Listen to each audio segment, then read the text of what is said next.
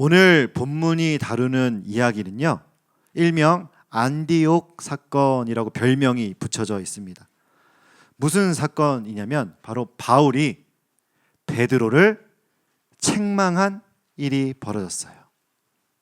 사실 바울은 베드로보다 나이가 어립니다. 바울은 베드로보다 사도직도 뒤에 받은, 어떻게 보면은 후배 사도예요. 나이도 어리고 경력도 어린 후배 바울이 지금 공개적으로 선배 베드로를 책망한 일이 일어났다라는 것입니다.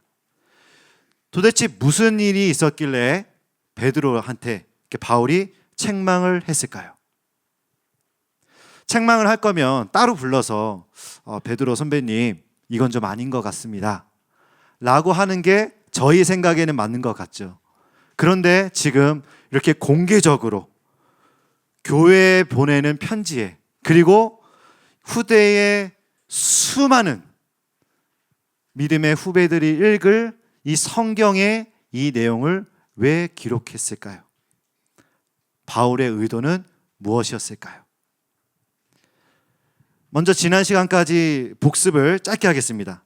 갈라디아 교회 안에 거짓 형제들이 거짓 복음을 들고 오죠. 거짓 복음이 무엇이었습니까? 그 예수 그리스도만으로 믿는 복음, 그 믿음, 그것으로 충분하지 않다. 그것으로 충분히 구원받을 수 없다.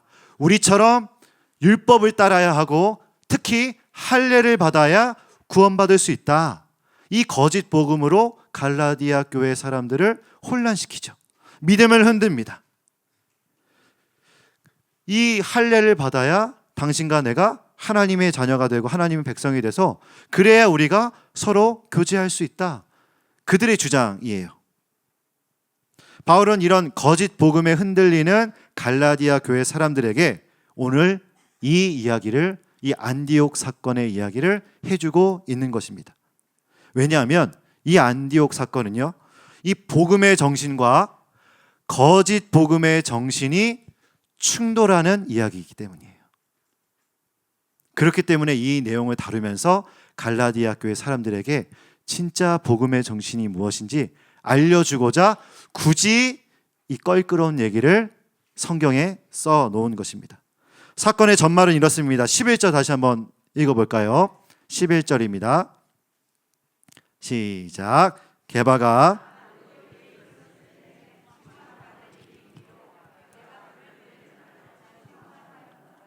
아멘. 여기서 게바는 베드로를 뜻하죠. 베드로가 안디옥에 이제 이르렀을 때 책망받을 일이 있어서 내가 책망했다. 이 안디옥 교회는요, 예루살렘이나 이스라엘에 있던 교회가 아니라 이방에 세워진, 다른 나라에 세워진 첫 번째 교회입니다. 그러니까 이 교회 안에는 유대인들도 있지만 이방인들이 굉장히 많습니다. 복음이 유대인에게만이 아니라 이방인들에게도 전해진 것을 증명하는 교회인 거죠. 이 교회는요, 나중에 이 선교의 출발점이 되어서 전 세계로 복음을 전하는 아주 중요한 기지의 역할을 합니다. 베드로가 이 교회에 지금 방문하게 된 거예요. 그런데 여기서 베드로가 큰 잘못을 하나 합니다. 12절을 한번 읽어보겠습니다. 시작. 야고보에게서 온 어떤 이들이 이르기 전에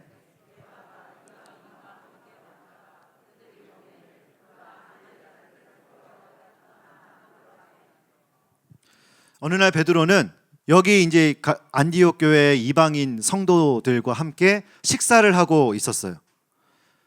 사실 오늘 우리가 생각할 때는 뭐 베드로와 이방인이 밥 먹는 거에 대해서 별로 크게 생각을 안 할 수 있겠지만 당시 유대인들의 전통 유대인들에게 있어서 할례를 주장하는 사람들에게 있어서는 이 할례 받지 않은 이방인들과 유대인이 식사하는 것을 부정하다고 생각했어요. 절대 있을 수 없는 일이라고 생각했어요. 그러니까 전통 율법주의, 할례를 주장하는 그 사람들이 보기에는 이 베드로가 이방인이랑 식사하는 것을 부정하다고 생각할 수 있는 광경이 바로 베드로와 이방인이 식사하고 있는 그 장면이. 그런 인식 가운데 있는 사람들이 이제 유대인들인데, 그럼에도 불구하고 베드로는 지금 이방인과 밥을 먹고 있죠. 12절에 보면 함께 먹다가 이런 표현이 있는데요. 사실은 이게 그냥 함께 어느 날 특별히 하루 먹었다라는 게 아니라 계속 그렇게 먹어왔다라는 뜻이라고 합니다. 평소에도 이렇게 이방인들과 식사 교제를 나누고 있었습니다. 베드로는 머리로 알고 있었어요.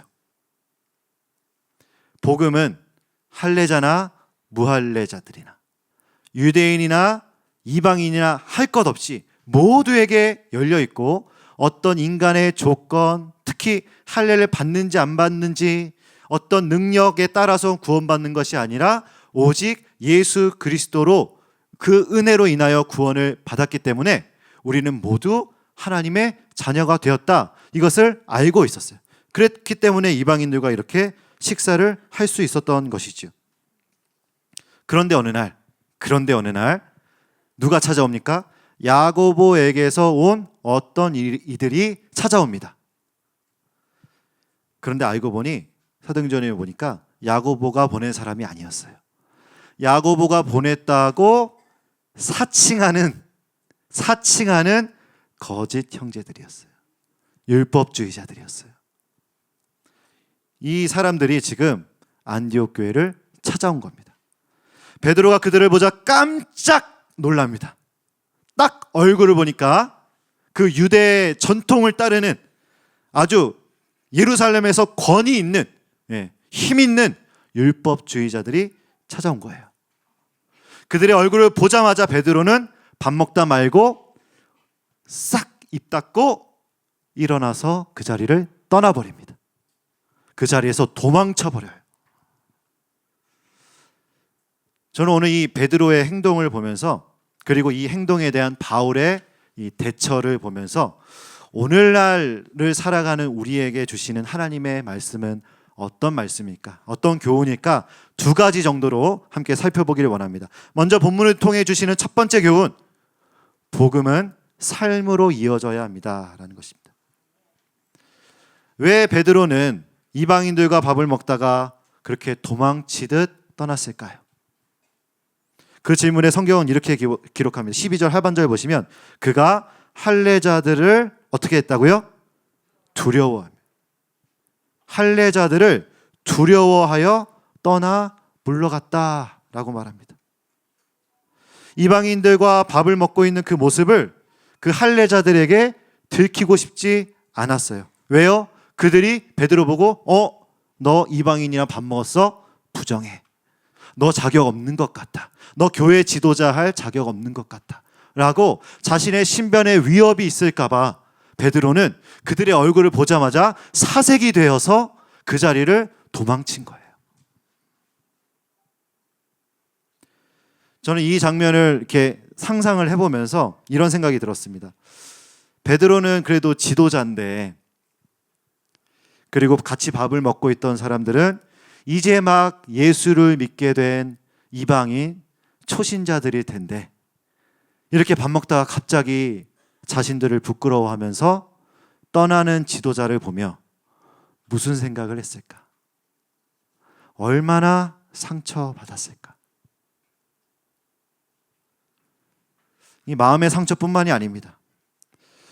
여러분, 이 안디옥 교회 또한 오직 예수 그리스도로 구원받을 수 있다는 그 복음이 전해진 교회예요. 이방인이라 할지라도 어떤 조건, 율법, 할례가 아닌 오직 은혜로 구원받았다는 그 복음을 믿는 교회입니다. 그렇게 이 초신자들도, 이 이방인들도 믿고 따르고 있었어요. 그런데 베드로가 이렇게 할례자들을 의식하고 그 자신들과 밥 먹는 모습을 부끄러워하고 도망가 버리고 이런 모습을 보면서 내가 믿는 믿음이 이게 맞는 건가? 나도 할례를 받아야 베드로가 나와 함께 밥을 먹어줄까? 내가 할례를 받아야 저 사람들이 우리를 인정해 줄까? 참 교인이라고 인정해 줄까? 그들이 믿는 복음에 대해서 흔들렸을 것 같아요. 상처도 받고 믿음도 흔들리고.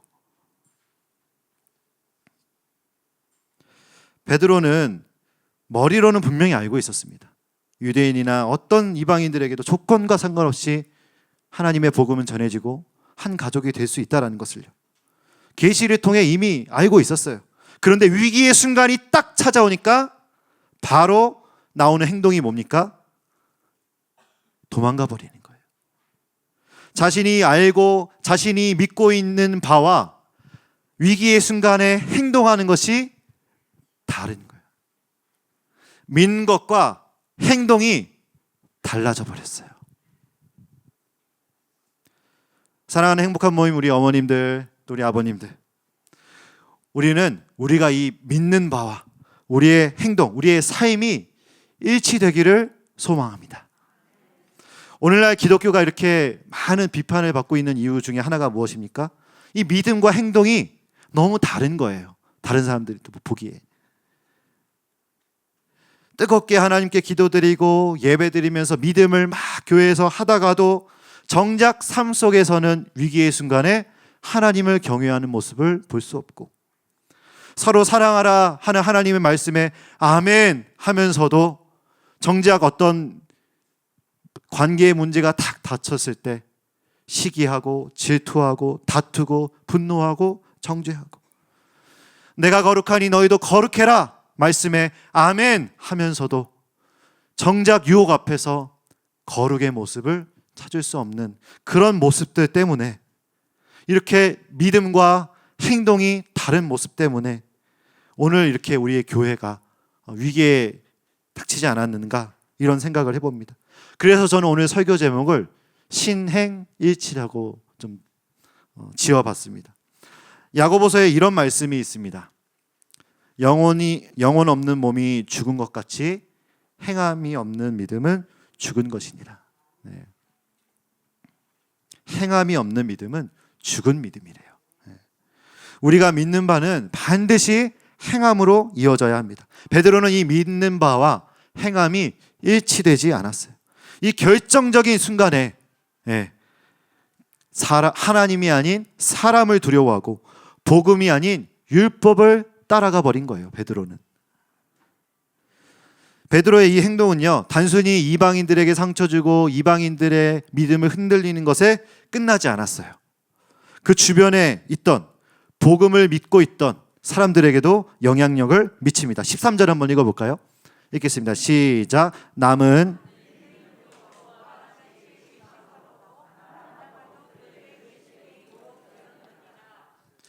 같이 밥을 먹고 있던 유대 그리스도인들의 믿음도 흔들리기 시작합니다.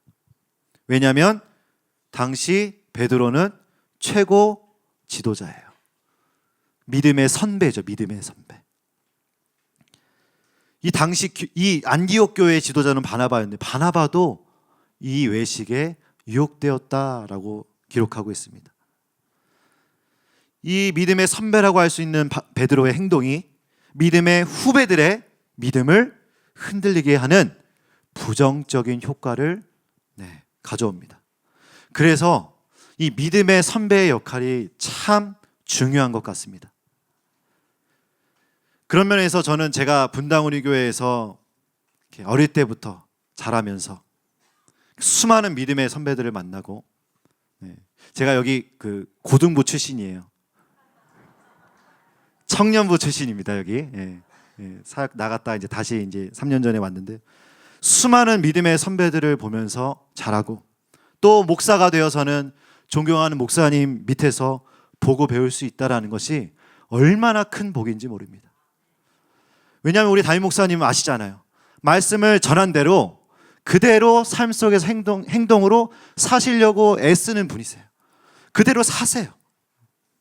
그것을 보면서 정말 감사한 거는, 저를 포함한 우리 부교육자들이 그 모습을 보고 있는데 어떻게 딴 생각을 할 수 있겠습니까?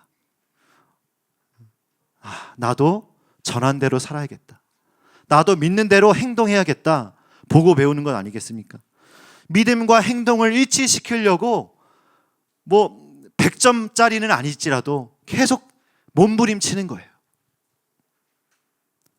그리고 그런 모습들을 보면서 성도님들도 삶 속에서 믿음을 행동으로 옮기기 위하여 애쓰는 그런 선순환이 일어나지 않습니까? 이 믿음의 선배가 잘 서 있을 때 이런 선한 영향력이 일어나는 것이죠.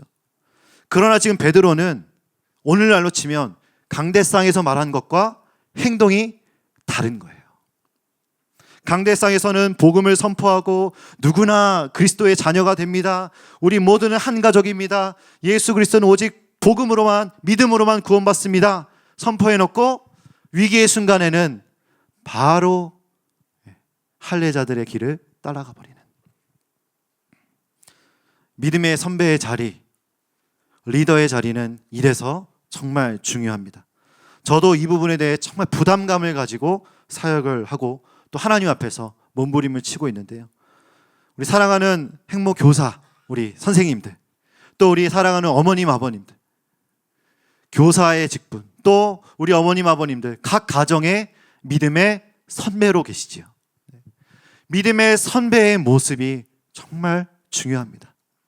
내가 전한 것대로, 내가 믿는 것대로 삶 속에서 행함으로 이루어지게 하나님 앞에 기도하고 소망하는 것이 참 중요하다라는 것이죠. 우리 모두 이 믿음 건강하게 세워져가는 믿음의 선배, 영적인 어른이 되시기를 주님의 이름으로 축복합니다. 정말 중요합니다. 이 믿는 바와 행동이 일치되어야 돼요. 네. 계속해서 오늘 본문을 통해 주시는 두 번째 교훈입니다.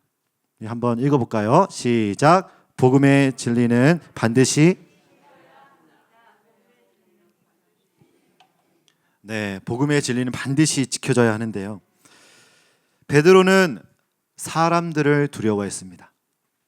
그래서 너무 두려운 나머지 복음의 그 정신, 그 복음의 진리를 저버렸어요. 물론 아예 저버린 건 아니죠. 순간적으로 이제 너무 무서우니까 이게 저버렸겠지만 그 위기의 순간에 복음의 정신을, 그 복음의 진리를 잠깐 내려놓은 거예요. 베드로는 할례자들이 뭐라고 하든 공격을 하든 두렵더라도 끝까지 그 자리에 앉아서 식사를 했어야 됐습니다. 이방인들과 당당하게 식사 교제를 했어야 했어요. 그것이 복음의 정신이거든요. 그것이 복음의 진리거든요. 누구나 예수 그리스도를 믿는 사람은 하나님의 자녀가 된다라는 그 복음의 진리를 지키기 위해서는 식사를 했어야 했습니다. 바울은요, 이 복음의 정신을, 이 진리를 사수하고자 했습니다. 그래서 자신보다 나이도 많고 경력도 많은 베드로에게 이렇게 공개적으로 책망하는 거예요. 얼마나 사이가 껄끄러워지겠어요, 그렇죠? 그런데 딱 보니까 이 일 때문에 복음을, 그 믿는 바를 흔들리는 사람들이 너무 많은 거예요, 지금. 그래서 지금 그것을 바로잡기 위해, 이 복음의 진리, 복음의 정신을 사수하기 위해 이 껄끄러운 행동을 바울은 굳이 하는 겁니다. 그냥 베드로 내가 이제 책망해서 내가 더 유명한 사람이 돼야지, 이런 차원이 아니라 복음의 정신을 지키기 위해서 베드로에게 책망하는 것을 두려워하지 않았던 거예요. 복음의 정신은 이런 것이다.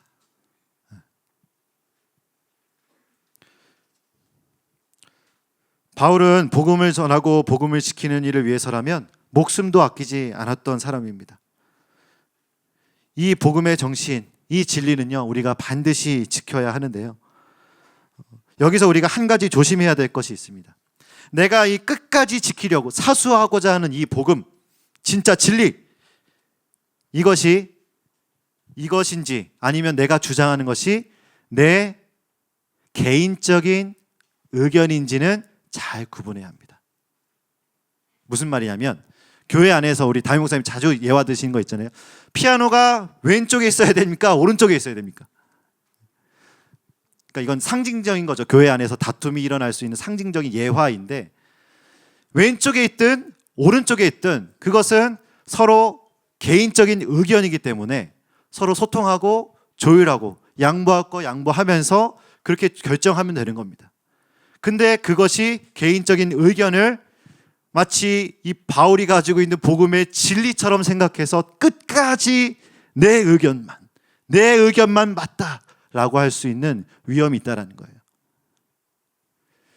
우리가 주장하고 끝까지 고집하는 것은 오직 복음의 진리뿐이어야 합니다.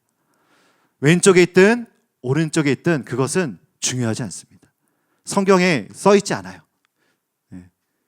좌우 몇 큐빗 앞에 강대상 옆에 피아노를 그런 구절이 없습니다. 우리가 끝까지 고집부리며 사수해야 될 것은 오직 복음의 진리뿐입니다. 오늘날 우리에게는요, 이 할례받아야 구원받는다 이런 유혹은 없어요. 그렇죠? 전통 유대인들도 없고 이런 유혹이 없습니다. 그러나 어떤 유혹이 오늘날 우리를 흔들고 있습니까? 어떤 유혹이 우리의 믿음을 흔들고 있습니까? 돈이 있어야 된다라는 거예요. 돈이 너를 구원할 것이다. 돈이 내 삶을 윤택하게 할 것이다. 돈이 너와 내 자손을 큰 복을 줄 것이다. 돈은 너를 기르시는 목자여 너는 돈의 귀한 어린 양. 이런 식으로 돈이 최고다. 돈이 최고다. 돈을 따라가라. 결국 다 돈이에요. 우리 어머님 아버님들이 끝까지 믿음을 지키며 사수하며 지켜주셔야 될 것은 이 세상의 엄청난 유혹 앞에 있는 자녀들 앞에서 아니다. 돈이 아니라 예수 그리스도만이 진리다. 예수 그리스도만이 생명이다. 예수 그리스도 안에 참 행복이 있다. 예수 그리스도만이 진짜 구원이다. 라는 사실을 이 바울처럼 끝까지 사수해 주셔야 합니다. 세상 사람들이 다 돈이 중요하다 하니까 그래, 돈도 하고 예수도 잘 믿어라. 이것은 마치 이 당시에 할례도 받고 예수도 믿고 같은 거예요. 우리 어머님들, 아버님들 이 복음의 진리 다 갖고 계시잖아요. 그렇죠? 끝까지 우리가 삶 속에서 지키는 모습으로 우리 다음 세대에게 이 건강하고 아름답고 고귀한 복음을 전수할 수 있는 저희들이 되었으면 좋겠습니다. 사랑하는 우리 행복한 모임 어머니 아버님들 그리고 교사 여러분, 이 복음의 정신을 우리 삶 속에서 살아내고 이 귀한 복음, 아름다운 복음, 고귀한 복음, 놀라운 복음을 잘 지켜서 놀라운 이 믿음의 유산을 다음 세대에게 잘 전수하는 그런 믿음의 사람들, 믿음의 자녀들, 믿음의 백성들 되시기를 주님의 이름으로 축복드립니다. 아멘.